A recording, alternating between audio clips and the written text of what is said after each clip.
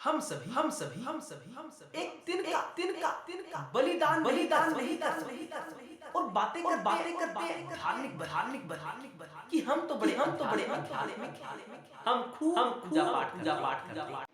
एक दिन का नहीं छोड़ा जाता हमसे, हम उसे भी अपने पास संग्रह कर रखना चाहते हैं, इकट्ठा करके रखना चाहते हैं कि मैं नहीं तो मेरे आने वाले बच्चे उसका भोग करेंगे। भोगों को भोगने की आसक्ति, मैं नहीं तो कोई मेरापन आ गया यहां।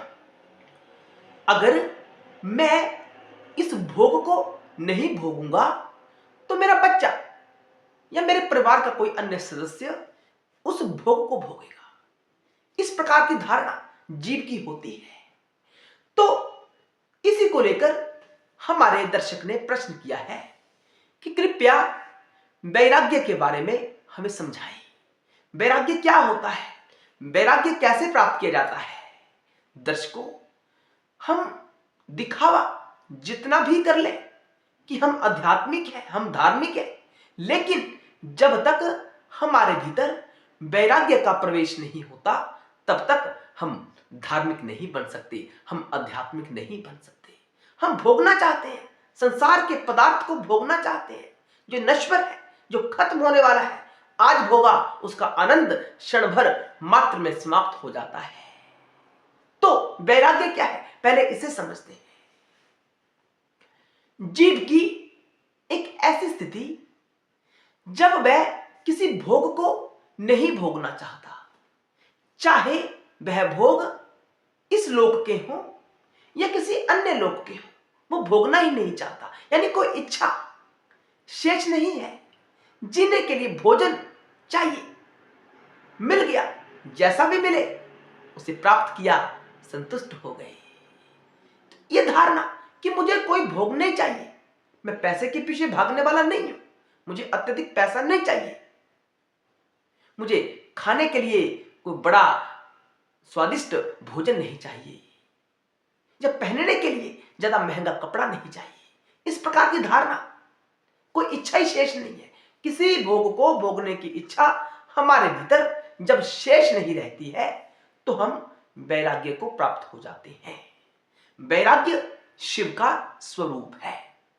मेरी बात को गांठ बांध लेना, ये तत्व ज्ञान है। वैराग्य, जब हम वैराग्य में स्थित होते हैं तो हम समभाव में होते हैं। कोई भी स्थिति आए, कैसी भी दृश्य हमारे सामने आए, कुछ भी सुनने को मिले, कुछ भी खाने को मिले, कुछ भी पहनने को मिले, कुछ भी आने जाने के लिए यातायात का साधन मिले, संभाव, संतुष्ट, मिल गया ठीक है, नहीं मिला तो ठीक है। दर्शकों, हमें ऐसे ही सच्चे सुच्चे अध्यात्म में प्रवेश करना चाहिए, तभी लाभ होता है।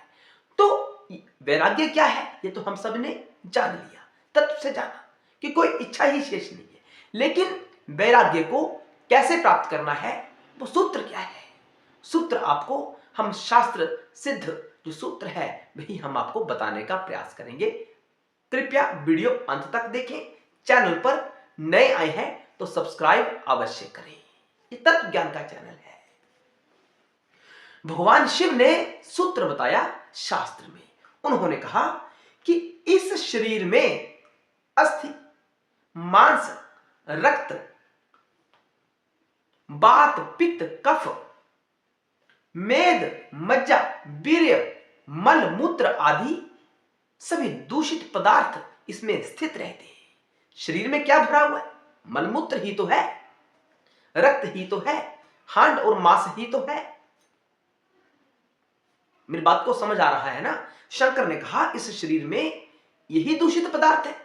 हम सबके शरीर में जितनी भी काया है इस विश्व में है, सबके भीतर क्या भरा हुआ है, गंदगी भरी हुई है। इस तत्व को समझो, इन बातों का चिंतन करो जो आपको इस सत्संग के माध्यम से, शिव कथा के माध्यम से जो बात समझाई जा रही है। उन्होंने कहा इसके सिवाय और कौन सी ऐसी वस्तु है जिस पर मनुष्य अभिमान करता है। इस गंदगी के ऊपर हम अभिमान करते हैं। मनुष्य सभी इस गंदगी के ऊपर, शरीर के ऊपर अभिमान करते हैं कि मेरा बड़ा सुंदर शरीर है, प्रकृति ने थोड़ा सुंदर बना दिया, देखने योग्य बना दिया, तो बड़ा नाच करता है मनुष्य। वो वास्तविकता भूल जाता है कि इसके भीतर क्या भरा हुआ है। रक्त है, मांस है, हाड़ है और मलमूत्र का यह द्वार है। मेरी बातों को ध्यान से सुनना, बड़े ज्ञानवर्धक सूत्र हम आपको इस वीडियो में बताने का प्रयास कर रहे हैं। उन्होंने कहा, फिर भी जो मूर्ख लोग हैं वह इस शरीर पर अभिमान करते हैं। मैं बड़ा बलवान हूं, मैं खूब व्यायाम करता हूं, मैं बड़ा सुंदर हूं, अभिमान करता है जीव। और इसके भीतर जो चेतन आत्म तत्व है जिसे शिव कहा जाता है। शिव क्या है? चेतन तत्व जो हमारे भीतर है। उसके ऊपर मनुष्य ध्यान नहीं करता, जिसकी वजह से यह यंत्र, यह शरीर क्या है? एक मशीनरी है। शरीर क्या है? मशीनरी ही तो है, जो जड़ है, जो स्वयं कार्य नहीं कर सकती। इसे कार्य करने के लिए चेतन तत्व की आवश्यकता रहती है, शिव की आवश्यकता रहती है। तभी तो कहा जाता है कि जब शरीर से शिव निकल जाता है तो यह शरीर शव हो जाता है। तो चेतन तत्व यानी शिव की जरूरत है इस शरीर को। हमें उसके ऊपर चिंतन करना चाहिए, उस तत्व को जानने का प्रयास करना चाहिए। उसी तत्व को जानने के बाद हमारा अज्ञान दूर हो सकता है। अन्यथा हम अज्ञान में फंसते ही चले जाते हैं। हम शरीर को सब कुछ समझते हैं, सामने वाले का व्यवहार हम शरीर देखकर करते हैं। चेतना को तो कोई देखता ही नहीं है। जो सबके भीतर, मेरे भीतर, आपके भीतर, संपूर्ण संसार के भीतर जो आत्मा है वह शिव है। वो सबका एक ही है, दो नहीं। आत्मा दो नहीं होता, आत्मा एक ही है जो सर्वत्र समान रूप से व्याप्त है। वो महादेव है, वो शंकर है, वो महाकाल है। तो आगे उन्होंने कहा कि इसके लिए व्यक्ति का विवेक जागृत होना बड़ा आवश्यक है। विवेक यानी ऐसी बुद्धि सबके पास है, लेकिन विवेक किसी किसी का जागृत होता है। ऐसी बुद्धि जो निर्णय कर सके कि क्या स्थायी रहने वाला है और क्या स्थायी रहने वाला नहीं है, क्या हमेशा रहता है और क्या नष्ट हो जाता है। यह अध्ययन, इसका चिंतन विज्ञान का सूचक है, आध्यात्मिक विज्ञान का सूचक है। विवेक जागृत है आपका, यहां से आप पता लगा सकते हैं। जब यह बुद्धि हमें प्राप्त होती है तो हमारी शैव यात्रा, शंकर जी की यात्रा आरंभ हो जाती है। हमारा वैराग्य जागृत होना आरंभ हो जाता है। हम जब इस रहस्य को समझते हैं कि यह शरीर तो मलमूत्र का द्वार है, बड़ा गंदा है। यह प्राप्त क्यों हुआ? क्या उद्देश्य है इसे प्राप्त करने का?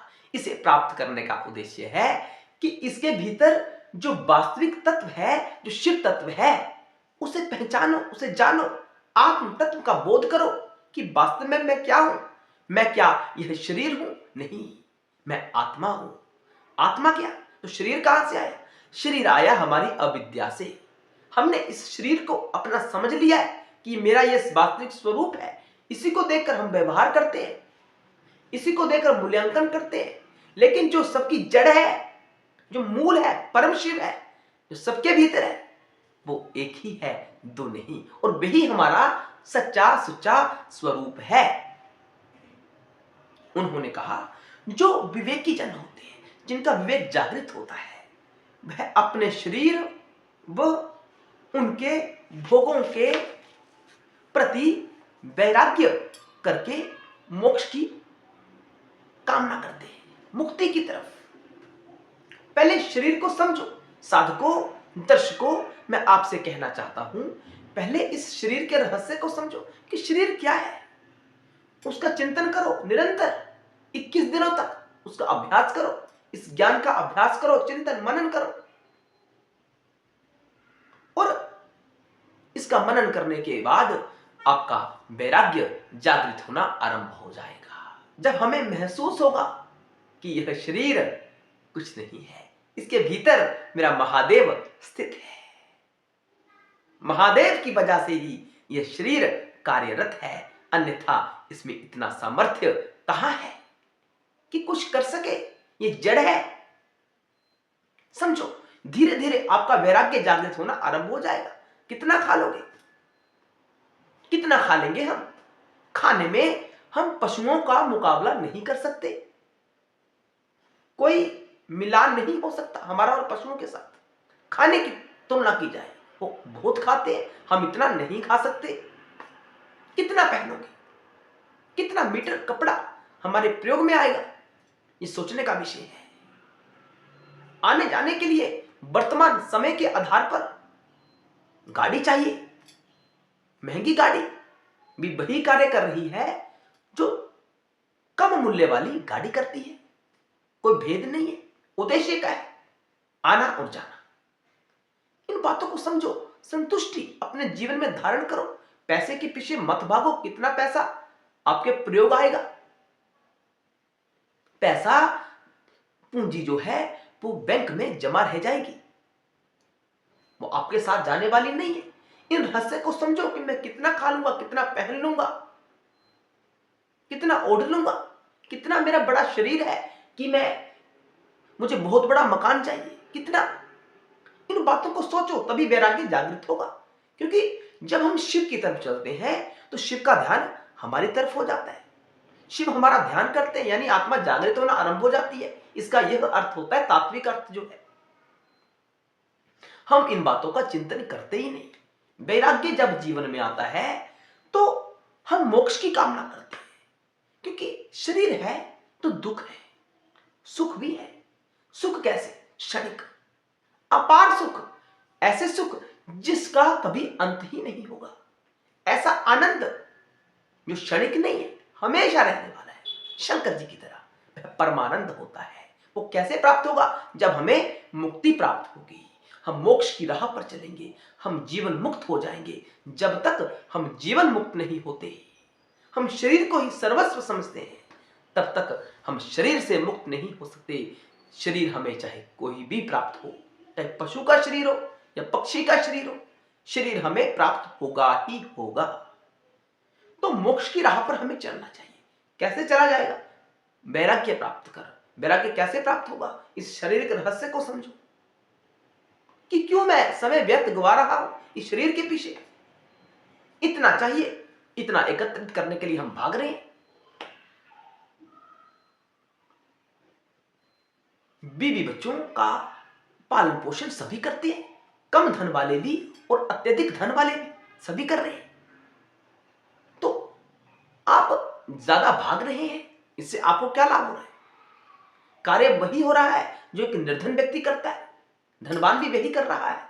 हो सकता है कि धनवान निर्धन की तुलना में कम संतुष्ट हो, कम सुखी हो।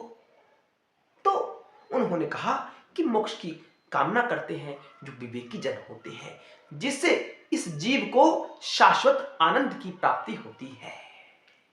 आनंद शाश्वत, जो हमेशा रहने वाला है, किसी सीमा के अधीन नहीं है, हमेशा रहने वाला, वो परमानंद है। उस आनंद को प्राप्त होना है, उस आनंद के लिए उपलब्ध होना है, जो स्वयं शिव है। ज्ञानी आत्मा को ही मूल्यवान समझते हैं। हम हमेशा कहते हैं ना इस चैनल के ऊपर कि आत्मा का ज्ञान ही ग्रहण करने योग्य है, आत्मा का ज्ञान का ही हमें चिंतन मनन करना चाहिए। यहां कहा गया, शंकर ने स्वयं कहा कि ज्ञानी आत्मा को ही मूल्यवान समझते हैं, आत्मा को ही अत्यधिक महत्व देते हैं, शरीर को नहीं, आत्मा को। आत्मा के कारण ही यह शरीर कार्य कर पा रहा है। चेतन तत्व आत्मा ही है। तथा मूर्ख जो लोग होते हैं वो शरीर मात्र को ही पोषण करने में लगे रहते हैं। शरीर को कितना चाहिए? थोड़ा सा एकत्रित अधिक हो जाए, हम इसके पीछे भागते रहते हैं और अंत में मृत्यु के बाद हमारे पास कुछ नहीं होता। जो संसारिक विषय वस्तु हमने हासिल करी होती है, प्राप्त की होती है, वह हमारे पास नहीं होती है। जो सच्चा सुच्चा ज्ञान, जो शैव ज्ञान, शंकर जी का ज्ञान जो हमारे काम आने वाला है, वो हमारे पास नहीं होता है। तो दर्शकों, शिव को महत्वपूर्ण समझो, आत्मा को महत्वपूर्ण समझो, संसार को महत्वपूर्ण मत समझो। इतना ही महत्वपूर्ण समझो कि संसार में रहकर हमने उस ज्ञान को प्राप्त करना है, अपने अज्ञान को दूर करना है। इसी संसार में रहकर, प्रकृति के साथ रहकर, प्रकृति में फंसना नहीं है, प्रकृति में रहकर, प्रकृति को समझकर सत्य की तरफ चलना है, शिव की तरफ चलना है। उन्होंने कहा जो केवल इसी जन्म का साथी है, क्या शरीर, आत्मा तो जन्म जन्मांतर तक हमेशा, यूं कहें कि है ही आत्मा सत्य जो हमेशा रहने वाला है। दर्शकों, हमें आशा है कि आपको ज्ञान प्राप्त हो गया होगा कि वैराग्य क्या होता है, वैरागी कैसे बना जाएगा। सूत्र बता दिया, अभ्यास आपको करना है। हर हर महादेव, जय शिव शंकर, जय भोलेनाथ।